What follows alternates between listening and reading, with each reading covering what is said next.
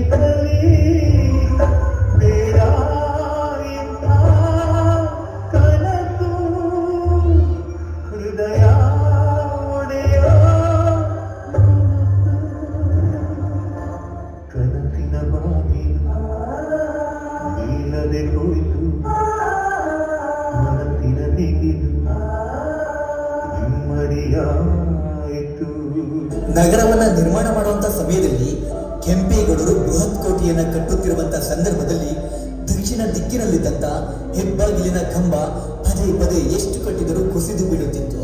ಇದಕ್ಕೆ ಹೆದರದೆ ಮತ್ತೆ ಆ ಬೃಹತ್ ಬಾಗಿಲನ್ನ ನಿಲ್ಲಿಸಿ ಯಥಾ ಪ್ರಕಾರ ಮನೆಗೆ ತೆರಳುತ್ತಾರೆ.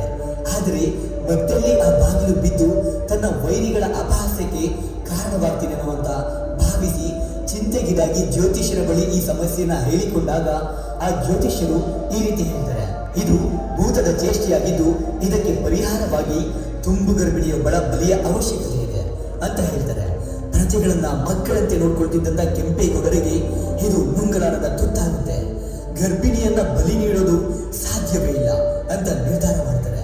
ಇಷ್ಟೆಲ್ಲ ನಡೀತಿದ್ರು ಆ ಗೌಡರ ಸೊಸೆ ಲಕ್ಷ್ಮೀದೇವಿ ಮಾವನ ಕನಸು ಇಲ್ಲಿಗೆ ನಿಂತು ಹೋಗ್ಬಾರ್ದು ಅಂತ ಭಾವಿಸಿ ತಾನೇ ಬಲಿದಾನ ಮಾಡ್ಕೊಳ್ಳುವಂತ ತೀರ್ಮಾನಕ್ಕೆ ಬರ್ತಾಳೆ. ಅದೇ ದಿನ ಕಡು ಕತ್ತಲಿನಲ್ಲಿ ಯಾರಿಗೂ ತಿಳಿಯದಂತೆ ಕೋಟೆಯ ಬಾಗಿಲ ಬಳಿ ಹೋಗಿ ಕೋಟೆಯ ಬಾಗಿಲು ನಿಲ್ಲಬೇಕು ಅಂತ ಪ್ರಾರ್ಥಿಸಿ ತನ್ನ ಜೀವವನ್ನ ತ್ಯಾಗ ಮಾಡಿಕೊಂಡಿರ್ತಾಳೆ. ಲಕ್ಷ್ಮೀ ಬಾಗಿಲ ಬಳಿಗೆ ಸಾಗಿ ಬಂದಳು.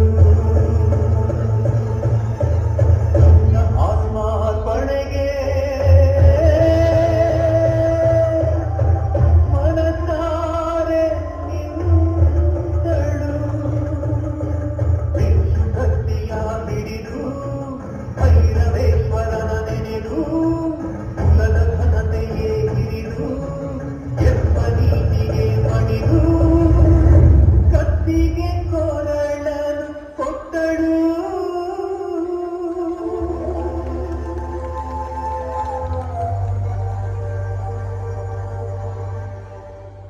ಪ್ರಾಣ ಪಕ್ಷಿಯು ಹಾರಿ ಹೋಗಿತು,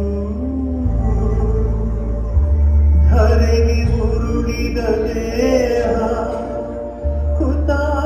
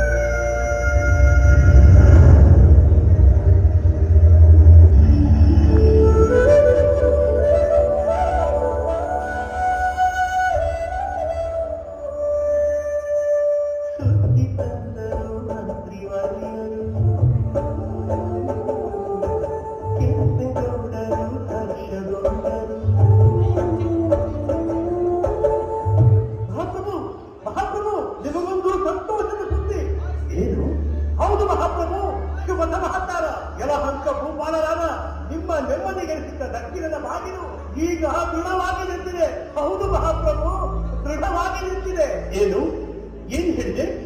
ಇನ್ನೊಮ್ಮೆ ಹೇಳು. ಆಹಾ, ಎಂತಹ ಶುಭ ಸಮಾಚಾರವನ್ನು ಹೇಳಿದೆ. ನನ್ನ ಕಿವಿಗಳನ್ನು ನಾನೇ ನಂಬಲಾಗುತ್ತಿಲ್ಲ. ಕಾಲಭೈರೇಶ್ವರ, ನಿನಗೆ ಕೋಟಿ ಕೋಟಿ ಪ್ರಣಾಮಗಳು. ನಾನು ಆ ದೃಶ್ಯವನ್ನು ಕಣ್ಣಾರೆ ನೋಡಬೇಕಲ್ಲ.